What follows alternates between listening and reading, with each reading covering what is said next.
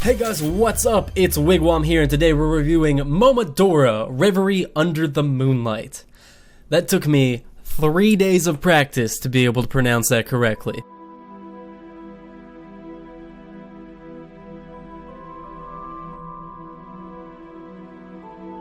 Momodora Reverie Under the Moonlight is a sequel in a long-standing series of indie games that have previously mostly come out for free on itch.io or other such free websites, and the third one came out and is still available on Steam. This is the fourth one. It is a prequel, and you do not need to have played the other games to jump into this one. I certainly had not. I'd ever even heard of this series before this, so it only takes you about 2 seconds to get into Momodora before you realize this game is absolutely gorgeous. The game implements an art style that has a huge level of intricate detail that's just impossible not to find impressive. Responsive grass as you run, bright, colorful, mood-setting areas, dark areas, just a brilliant use of color. It's really, really well-detailed pixel art, which is really hard to do because a lot of people do pixel art and they just sacrifice the fine details because they can't find the balance between intricacy and simplicity. Visually stunning sounds a bit cliche, so let's just say this game is eyegasmic.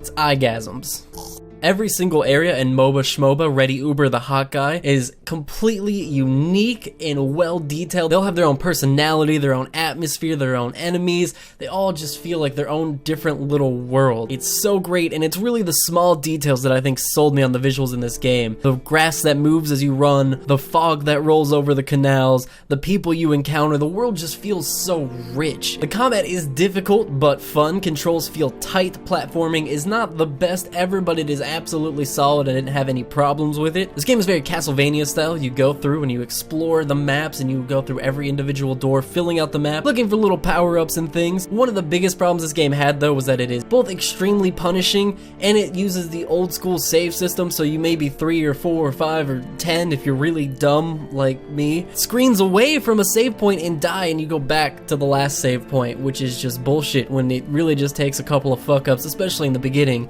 to die. However, to balance this out, it does refill your health potions every single time you save, so one of your upgrades is actually just health potions, which I thought was just a fantastic touch. It really did keep the game from being unfairly difficult and just kept it at punishingly difficult. However, there are a lot of insta-kill spikes and a couple of insta-kill attacks from bosses that I just quite frankly thought was bullshit for a game where you die and you have to go back to the last save point. However, the plus side to this is that all enemies technically can be skipped. There's even an achievement in the game for not fighting any of the passive enemies. You can only fight the bosses and skip everything else. It's just not as fun and you won't get any money, and it definitely makes the game a lot harder, but it is doable. The dodge roll and the eventual air dash, both really good and easy to use, but it does require that your timing be pretty precise when dodging multiple enemies. The sound design, also really impressive. The ambient music was great at pretty much all times. There were like birds tweeting and twittering and facebooking in the background. However, the first level didn't have music, which just kind of felt weird compared to the rest of the game, which felt so deep and rich and had so many cool unique tracks. And I will say some of the boss battles music was so good that I was literally just playing along to it as I was air pianoing, just like ba-da-da-da, ba-ba-ba-ba-la-la-la-la. That's how I piano. That's how I play piano. The story was okay. I never really got gripped into it, nor did I really kind of understand a lot of what was going on, I guess because I hadn't played the previous Yoko Ono receiver of a book-like games. They do a great job of telling the story and adding to the story through really good soundtrack and really cool little pixel art cutscenes. At one point I got fake murdered and woke up as a cat, and I don't think that was ever really explained. I guess I was cursed by a witch. That's a little weird. It's a little weird just not to explain that. Also, I didn't know it until I beat the entire game, but the normal ending is bullshit, and to get the true ending you have to play on insane difficulty, which, you know, is kind of a cardinal video game sin. It's complete crap. There's no indication when you're going into the game that you're gonna get a horribly unsatisfying ending unless you play on the most insane difficulty, which I would have done if I had known that that's what it would have taken, but how am I supposed to know? I'm a fucking psychic? No. So overall, this game was fun. The combat was challenging, but remained fun the entire way through. The power-ups were great. The exploration was awesome. The levels were so well designed. This game looks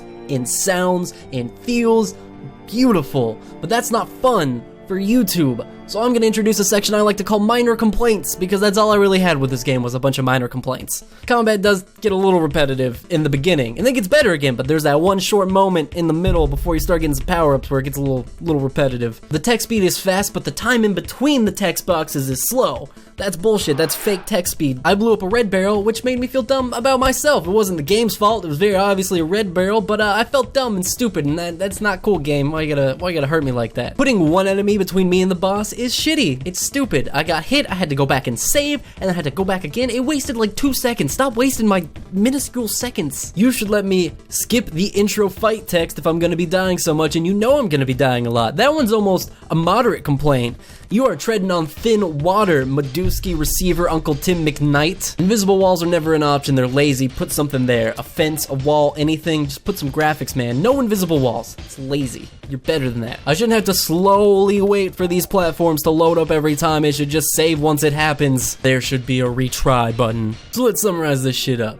I got places to be, you probably got places to be. Momodora Reverie Under the Moonlight is as fun to play as it is hard to say. The story probably won't grip you unless you've played the other games, but the good news is you can play both of the first two for free, and the second one's like $5 on Steam, so you can catch up with the series pretty quickly. It took me about 3 hours total to beat the game and get the bullshit ending, but you could just go ahead and play on the hardest difficulty and get it on the first try. It's fun, the power-ups are solid, and for 10 bucks it's probably the most beautiful pixel art game that's come out in quite a while. I give it a solid recommendation. I would definitely say check it out if you're a fan of the Castlevania style games, if you like collecting and exploring power-ups, and the combat is so fun in this style of game. So yeah, let me know if you've played the game, what you thought down below in the comments. Don't forget to leave a like and subscribe as well if you enjoyed this. I'll be doing more video game reviews as well as whatnot. Who even knows what whatnot will be?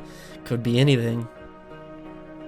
As always, I've been Wigwam. Thank you for joining me. I love your beautiful faces, and I will catch you guys in the next video. Bye-bye. It is difficult and it can be punishing, but that feeling you get when you finally beat a level is that perfect video game accomplishment bliss. It's that video game completion orgasm feeling.